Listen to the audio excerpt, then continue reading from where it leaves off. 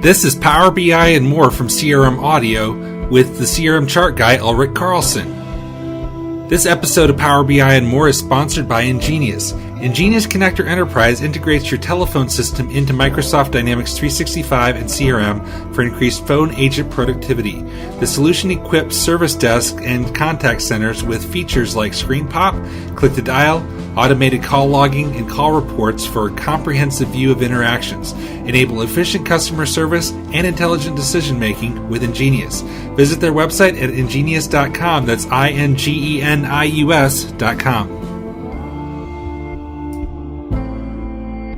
We talked about getting Power BI into Dynamics. The next question that comes up is, what about security?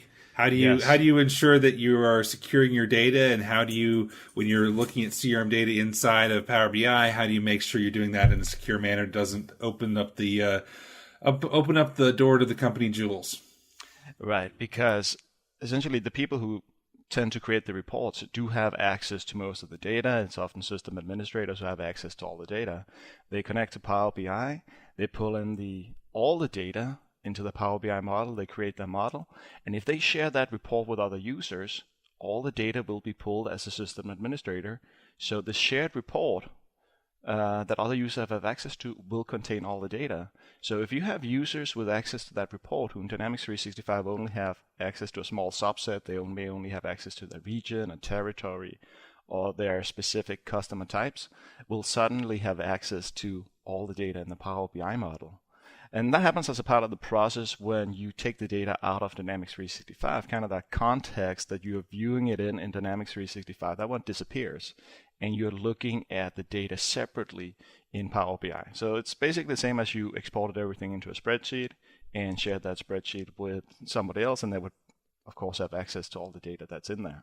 So the challenge here is to see what we can do in terms of securing some of the data inside Power BI. When it comes to security roles, like we do with Dynamics 365, you have a user that logs in, they have a specific role, and because of that role, they only have access to specific data. In Power BI, we don't have security roles, we have something called row-level security. Okay. Row-level security, and this is something a consultant out there, Reza Rad, have been writing a lot about recently, and he has some blog posts I found very helpful. So we'll make sure we share those here as a part of the podcast. So make sure you look in the comments for the podcast for the links. Now, row-level security in Power BI is essentially what it says. It basically has a criteria per row defining whether or not somebody's allowed to view that given row based on their row-level security role, or the role that they're given inside Power BI. So you still have to manage the roles inside Power BI. And row-level security is essentially a DAX formula. It's kind of an if statement that runs on every single row that it returns either true or false. So it could be as simple as saying business unit equals sales. And then you have a sales security role, and everybody you assign that security role have access to everything that's in the sales business units, everything the sales business units is related to. Because it works through the hierarchies. It's not just the individual table. If the business unit is related to customers and accounts, those tables will be filtered down too based on the relationships that you have in the Power BI model. Okay. So is that reading live from CRM when you run the report then? So it's reading it on the Power BI data. So you're essentially creating a new security role inside Power BI, and then you have to assign those to the right users. That's the most simple form that you can do. However, since it's based off a DAX formula, you can of course make them more advanced, and you can also make them very advanced as needed. So with the DAX formula and roles of security, you can actually start taking information from the logged-in user. The DAX formula have a function called user principal name that picks up the ID of the logged-in user. And you can actually use that as a part of the DAX formula as well. And you can use it in row-level security, which means that you can create a row-level security function that says user ID equals the user principal name function, which means that it's going to basically check up on who's logged in, and look at all the records and see who is actually the owner of each individual record. It would kind of be the same as the Dynamics 365's user-owned role, that you could only see the records that you actually have been assigned directly. So you can get all the information and basically start filtering down based on the user itself. Okay. Now, usually people that have access to more data, they have access to everything within the business unit, for example. So you can start using these formulas to filter the data based on the user that's logged in and that person's business unit. Okay. So you can also filter it by saying, I want to see all the records from the logged in user's business unit. Okay. And it also supports if statements, so you can start saying, I want to do everything that the user is assigned to plus everything in that person's business unit. Now, when it comes to hierarchies, because we have the whole parent, child, business unit, manager, employee type of hierarchies in Dynamics as well that we want to apply to.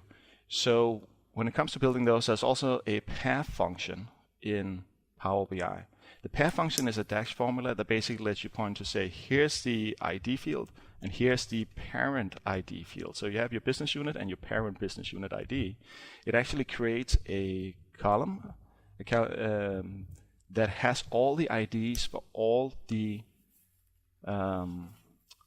business units in the hierarchy, all the users in that specific hierarchy. Listed out, so you can use hierarchy function, actually also use them in your views, use them in your visuals and calculations to do something that's specific to the hierarchy that the selected record is in. And you can of course use them in the security roles too, so you can basically pinpoint and say, I want to see everybody or all the records that is in a given user's hierarchy. Okay, so you're talking about is that equivalent to mimicking hierarchical security? So it's I want to see everything in my chain down to my employees. Right. So that's mimicking hierarchical security. And of course, you can do that at the business unit level too. So you can see everybody that's in the hierarchy of the individual's business unit. Of course, your DAX formulas and Rowlevel securities are going to get more and more advanced as you build on it. And of course, it also depends on how complex your security roles inside Dynamics 365 are. But you can mimic those roles with the data inside Power BI. Okay. Now, where I imagine this breaks down is sharing and access teams and inherited shares and all these weird things that make the POA table grow extremely large. Right, and that's going to be a challenge there because you do have access to POA table inside the Power BI model, but in terms of making it a part of the security specifically, so you have those more by exception sharing, you would have to build those into the model somehow. I'm honestly not entirely sure how you do that. I haven't had that as a specific requirement yet. But in terms of making sure that everybody can see by their business unit or the individual records, everything in it, that in the hierarchy is something that you can add to the model, and then use it for your reporting purposes, etc. There might be, if you do use those exceptions inside Dynamics 365, then you do have some.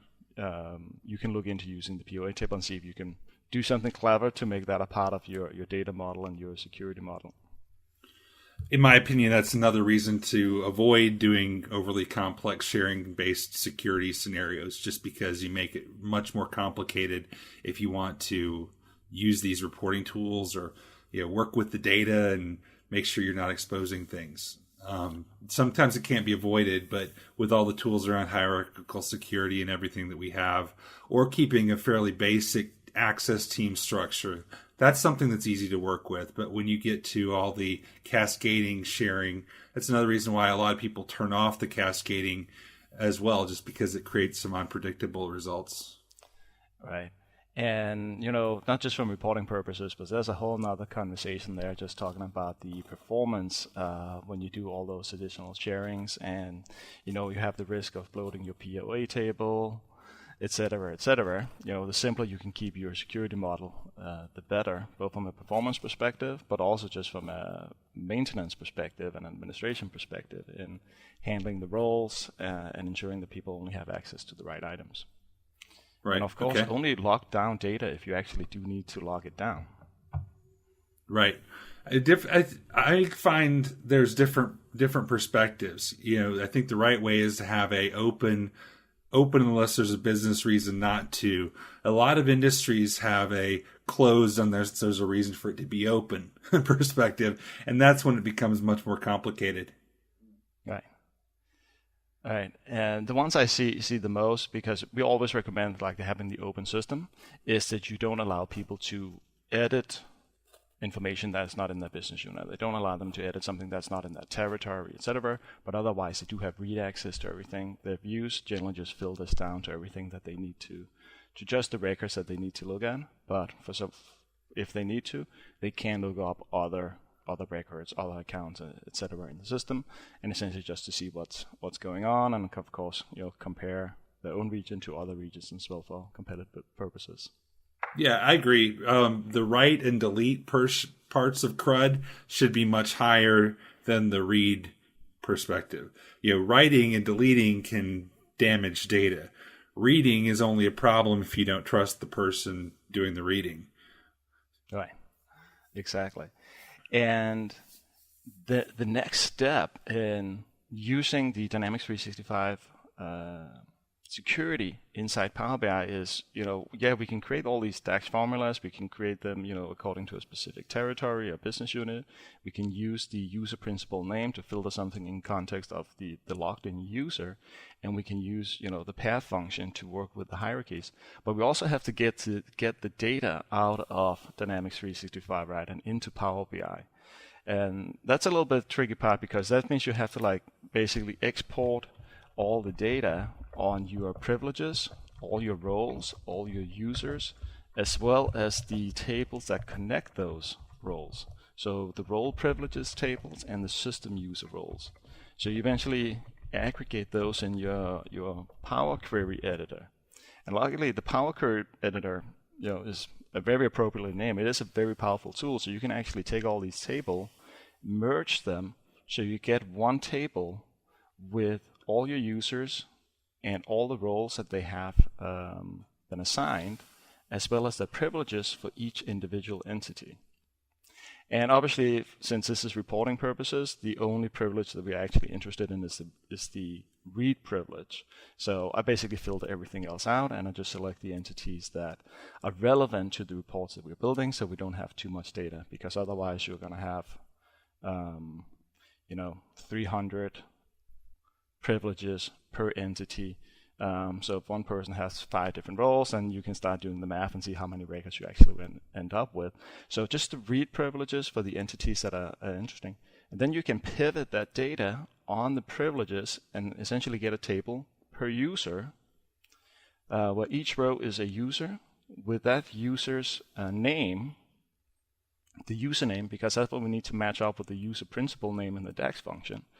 And inside the user table, the field that's called domain name is essentially what has the email address of the user. That's the one that matches up with the user principal name. So you can use that function user principal name equals the domain name to find the right user. And then you have a list of columns, or you have your columns with basically the maximum privilege per entity. So you have your user, and then you have a column that basically gives you your privilege on the account, your maximum privileges between all your roles on the account entity, for example. And say that's either going to be organization-wide, or it's going to be for your business unit, or it's going to be user-only, etc., or parent-child. And then you can use that in your formula, in your row-level security formula, to specify which of the different formulas you're going to be using. Are you going to filter everything just to the username? Are you going to filter everything in business unit? Are you going to use a hierarchy? Or are they simply going to have access to everything? So you take all that data and basically create a little security table, just specifying for each user what kind of access do they have to those different entities, and then you can use that as a part of your formula. And one of the tricky parts is when you want to test this is when you are working in the desktop application, for example, in the Power BI desktop application, and you use that user principal name function, it's going to use your login name. It's going to pass your login name for your laptop the computer that you're on, which is not necessarily your email address. As soon as you use that user principal name and you publish it to the Power BI service and look at your reports in the Power BI service, it will show you the email address, the login for the account that you're using at that time. So it's a little difficult to test on your desktop application. It's one of those where you build it and you kind of have to trust the formulas that you put in. Then you upload it and then you test it online because you can see it in context with your specific email address, and everything will be filtered accordingly. There's another hurdle on that item, because when you're building it yourself, you're the report owner, and the row-level security doesn't apply to the report owner. The report owner always automatically has access to everything, even though the model we built here might say something else, which it wouldn't, because it's the report owner that pulls all the data, so we would automatically have access to everything that's in the record. But in other instances, the report owner still has access to everything in the data, so you still have to test out the roles as other users, and just making sure that they only see the information that they're supposed to have. And of course, then as soon as you're logged in as somebody else, you can see that the data filters down to only what they're supposed to see, and you can, basically play with the visuals and try and export some data and make sure that, they actually only see what you see in the visuals. They don't have access to any other data. That's very effectively filtered out from the view. They can't export anything else. They only have access to what the row-level security model allows them to see. Okay. So basically the takeaway I'm getting from what you're saying is you're going to have to spend probably a lot more time testing this than actually creating it. So, good question. Yeah, you might end up spending some good time testing. You definitely want to do some testing. What took me probably the longest time was to figure out where all the data was hidden in Dynamics 365 and creating that individual table that has the list of users as well as their maximum privilege per entity, and making sure that we were actually pulling that from Dynamics 365. So every time the data is refreshed, if somebody got a new security role, somebody changed business units, etc., we would see all of that.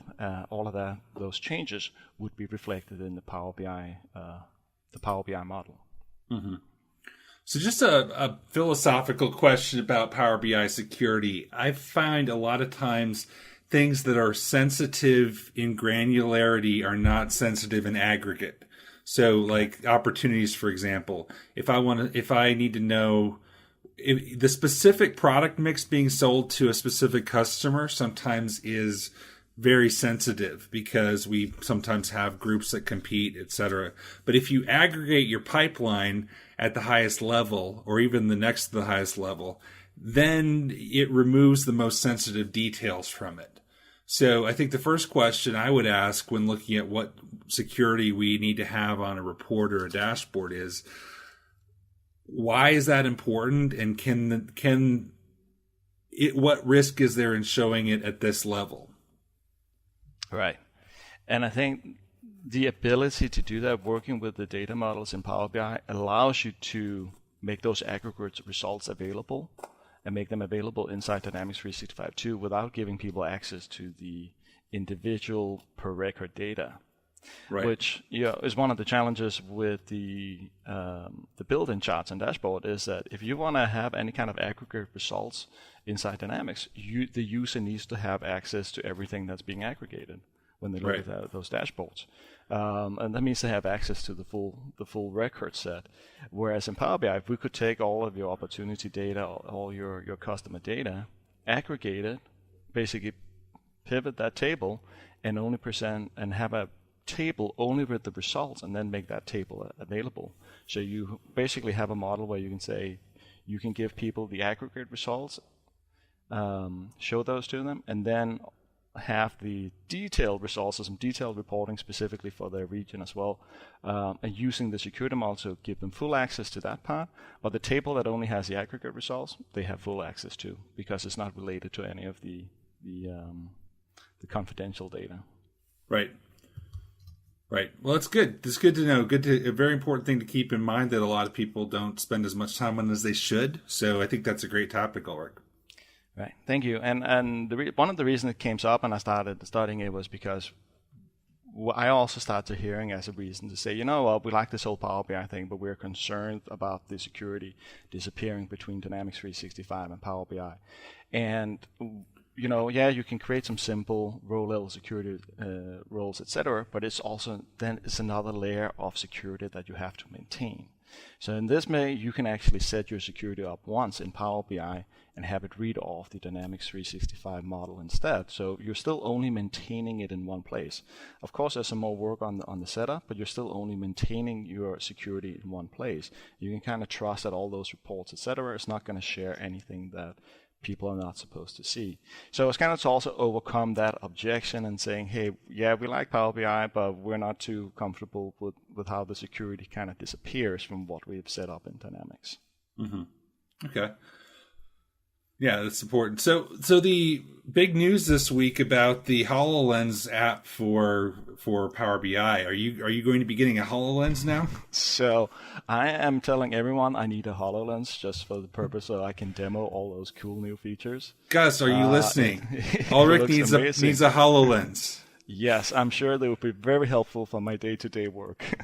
So what is the value proposition of using analytics in a augmented reality or virtual reality setting? Right, it's one of those, you don't really get it until you see it, right?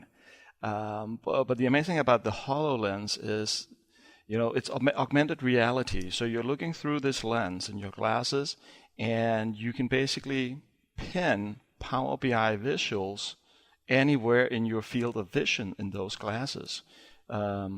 And the lenses can basically also read off QR codes, for example. So if you walk into a manufacturing plant, for example, you look at the different machinery, but those individual machines could have a QR code with a unique ID for that machine.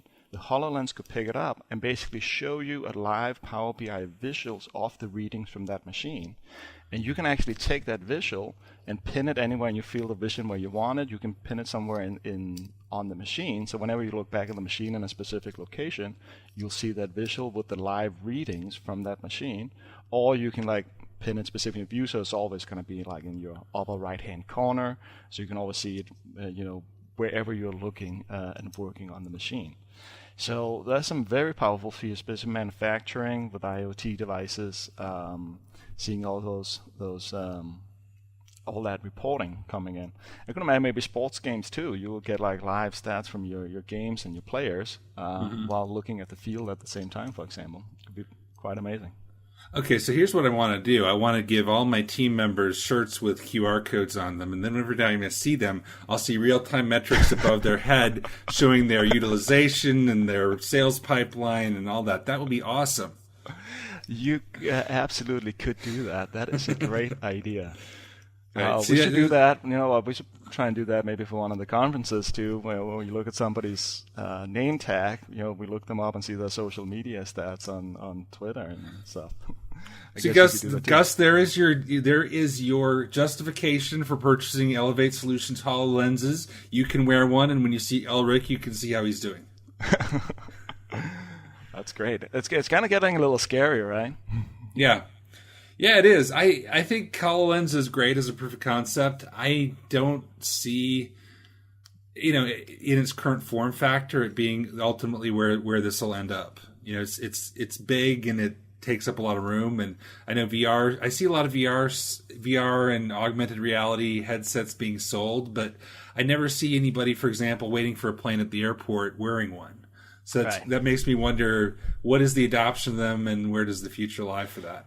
Right. Currently, you're gonna need to be in a situation where you really need that view and that data, because you are gonna look pretty weird when you're walking around with some of those HoloLens glasses. You're not gonna do it in real life, right? But on the other hand, I think the first time I tried virtual reality, augmented reality, I was more or less wearing a huge helmet, and there was a big lag. So just the fact that we got it down to a set of funny-looking glasses, it's going to be amazing to see what that's going to look like in just a few years or 5 years down the road. For sure. This has been Power BI and More with Ulrich Carlson and Joel Lindstrom. You can follow Ulrich at his blog, crmchartguy.com, or follow him at Twitter at crmchartguy. This episode is a production of Dynamics Podcast, LLC.